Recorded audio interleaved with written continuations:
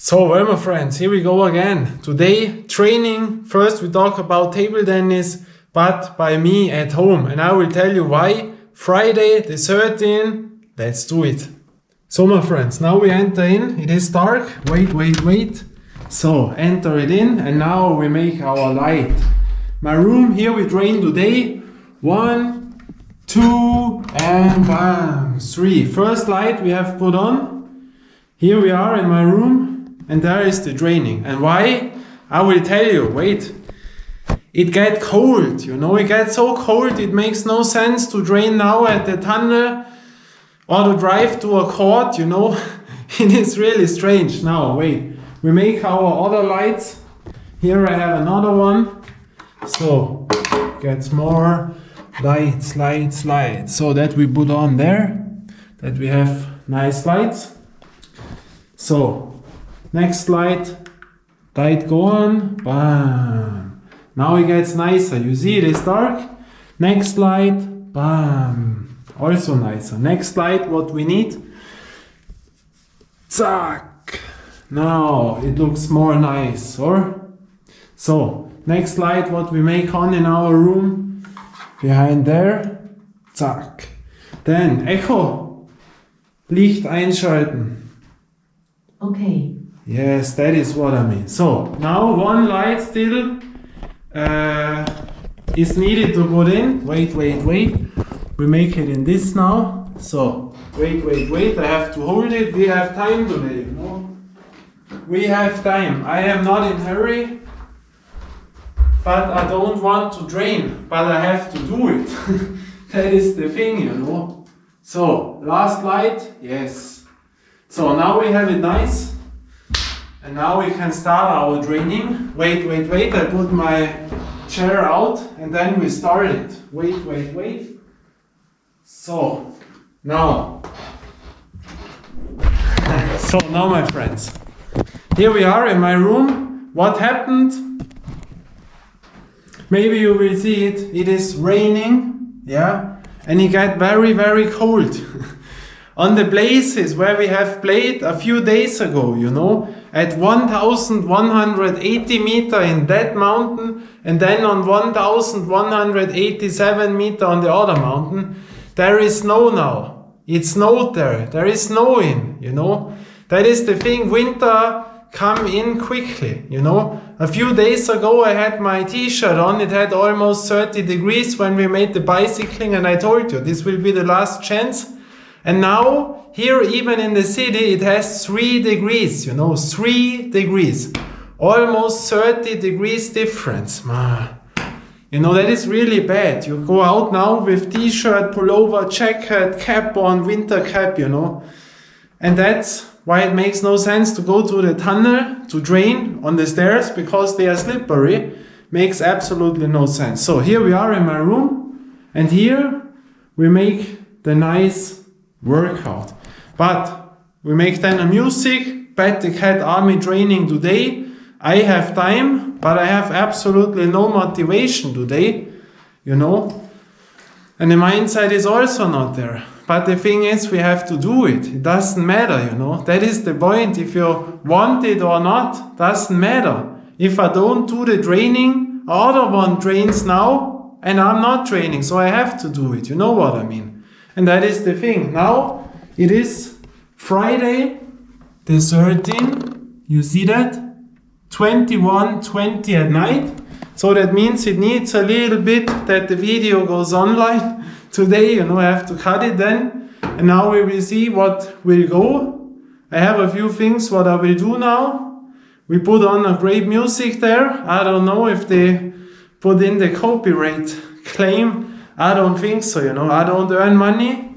And on the box, it sounds not that great out to the camera, because on the GoPro camera, they don't take the sound that good than my big camera back in the days. I have all tested it out, And yeah, that is the thing. And now I will tell something about table tennis, because one has asked me if I can put in a table tennis content. And that is difficult, First of all, I don't play anymore, not on regular basis.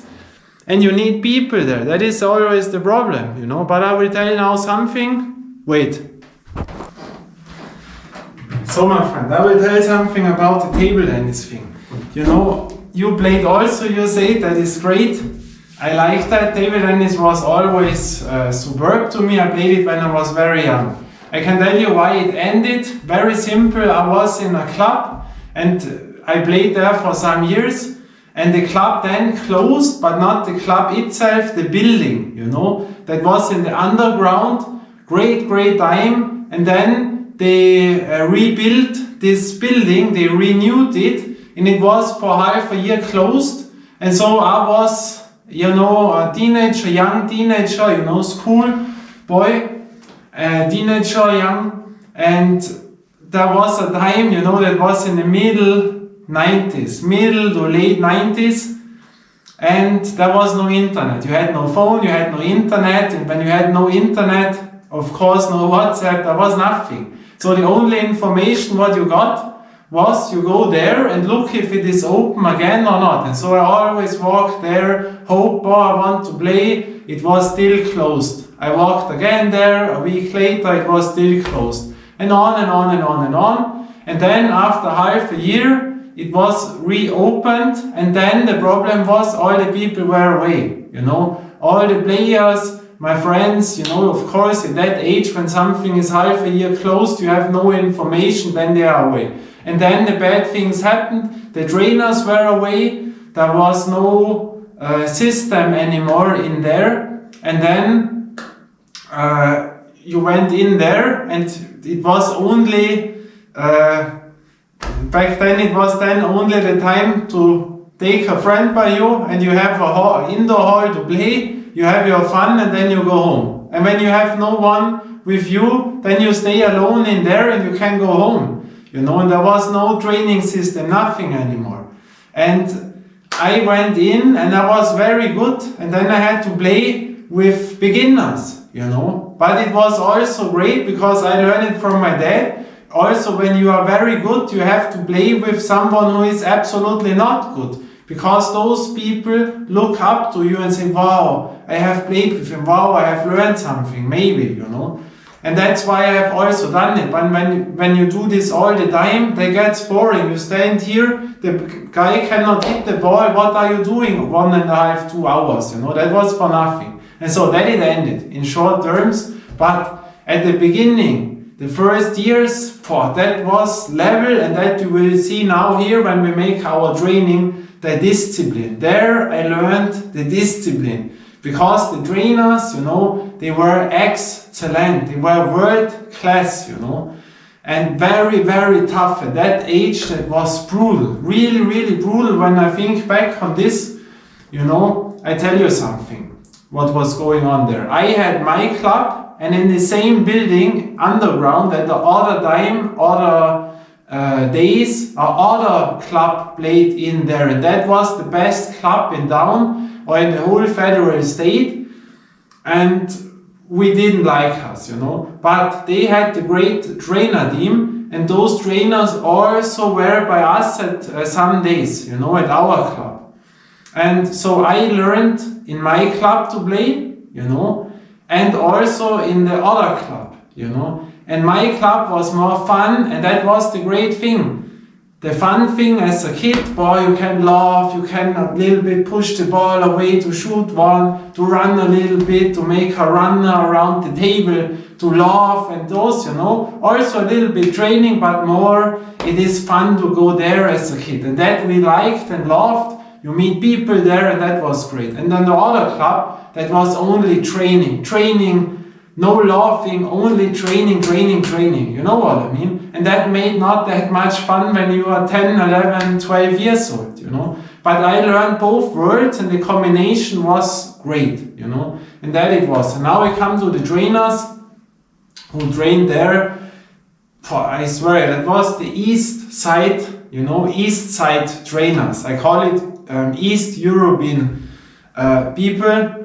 And the mentality, what I learned there, that was brutal. When you are 10, 11 years old, you know, back then, 1995, 1996, 1997, you know, the level was not great, I would say, against nowadays. It's the same with basketball, you know. In the middle 90s, how many European guys were in the NBA, you know. And now they changed, and the same was, I think, with table tennis also a little bit. You only heard about China, there are millions, this is the biggest sport of them all, every kid is there, so great. You could not search on the internet, nothing, you know. So you only heard the stories, you didn't know if this was true, you believed in this. And the normal clubs in the villages, they don't have great trainers, you know what I mean. There was not thing and you didn't experience that. When you didn't live in a big city where tournaments were big ones, you didn't come there. But we had a luck, and that is now the thing. My trainer, the main trainer, was a female trainer, and she was back then European champion, you know, European champion. And that means world class level what you had in there.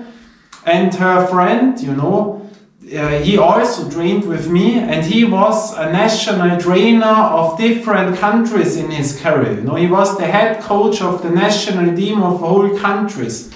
Then you know what level this was. And the sons of them, they were world class, I tell you that. The thing is, you are playing in your federal state, you have your clubs, you know, the far away clubs, and that is why I know all the villages for basketball, because I always moved to all those villages, you know, every 2 weeks we were in another village, or every week when there were tournaments. And you know, at your club you have the best players, where you look up, oh, they are so great, and then on the other clubs in the villages, there are also the best players. And maybe they have players which are better than your best player in your club, you know, back then. You know, you have to remember back, there was no internet, you could not check out, you know. You had to move there to see if there is someone good or not. And when you played more often, then you knew, oh, in this village they have this player and this, you know. That was a complete other time than now. And so I want to say, in every village they had great players from clubs, you know, and then were the best one. And then there was one guy, you know, in town from the other club, which I told you, and this guy was better than, way better than all best guys from all villages and all the best club players, but this guy was standing out, that was above. You know, that was really the big thing, no one could beat him. That was a level above all of the best players, you know. And then we come there, when you saw this is now the best man from all of them, you know. And then they come from my trainers, the sons, and they were, I tell you, 2 levels above of this great guy who was the best. And there you learn what level is, what world level is. And they were completely in another league, you know. And one of their sons later on went on into table tennis and went until to the top 20 in the world, you know, top 20 in the ranking in the world of table tennis. Then you know what is going on there, you know. Was multiple European champion, you know. Back then he beat the number 2 in the world, you know, the number 2 in the world he beat. And those guys trained there, and from them the parents were my trainers. And then you could imagine what level this was, especially back in the days. That was a chance in a lifetime what you had here, you know. And the mentality, that was the East European school, you know, when you are 10, 11, 12 years old, when like I was almost always the youngest who trained there, you know. And then you take this complete order, you know, there you didn't make conditioning and, you know, like now I make bicycling, I'm good in shape, but as a 10, 11, 12-year-old, you are not in that shape. Nowadays it also changed, you know, but back in the days, I don't know how old you are, but for example in tennis, who played in the early 90s or who did their weight training, you know, that was a thing in many sports. They said, what, weight training? Completely unnecessary. Weight training makes you slow. That was always the sentence. No, weight training makes you slow. That is for bodybuilders, you know, the slow movements. Every book what you bought was 8 to 12 repetitions, you know, slow, and you thought you get slow. So that was the time back then. But there also they made conditioning, you know. And I tell you now what we did there. And that was really brutal. Even the warm-up round, we had to run in a circle around all tables. There were 10, 12 tables, you know, and they had the banden, you know, the net, you know, that the ball don't fall out like a tennis net, a little bit lower. And we had to warm up, I'll show you that, to run and always to jump over this. And I was 10, 11 years, you know how high this was? And even the warm-up round, I swear you, there's no lying. I was so KO that I sometimes didn't get it and I fall over and fall to the ground because I couldn't jump over there. And that was the warm-up, you know. And then when we trained with those, you know, I tell you, they also took me to conditioning rooms, you know.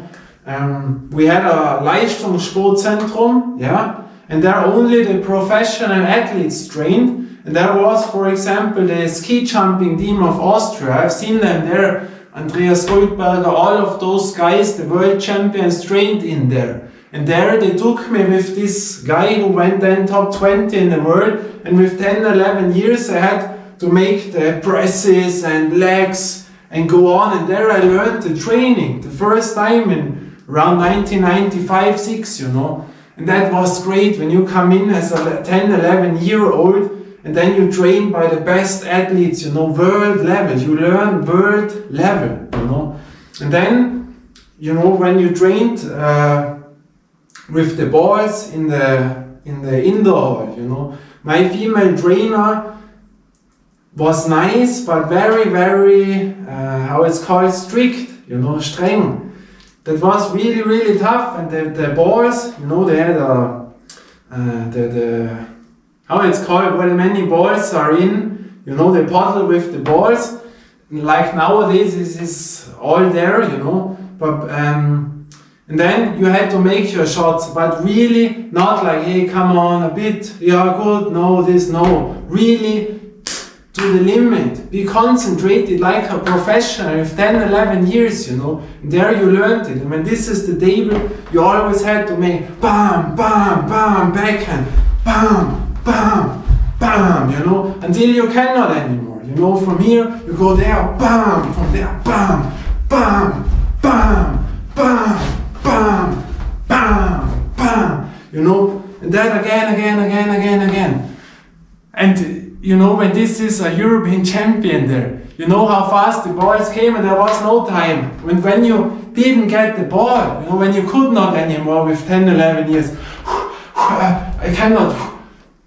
Every mistake, you know, especially by the smashes, you know, they made it with spin, you know, this spin, this area there, short, wide away, always bam, bam, bam, bam, you know, and for every mistake what you did, you had to make a Strafarbeit, you know, I call it so. That means in English, you have not succeeded and now you have to do something what hurts. For every mistake, one push-up. For every mistake, one jump with the legs up. All those things for mistakes. And then you had in your mind, no mistake. What is it? Hey, what's wrong with you? Only mistakes, you know. Really strict. And then you had a little bit fear that you don't make mistakes, you know. And the same was on the ball machine. The ball machine back then, that brought me to the limit, you know. I swear you, they had it so fast in for my level, and I don't know how many balls these were. I can only remember were it 80 balls, 150 balls, 200, I cannot tell you right now.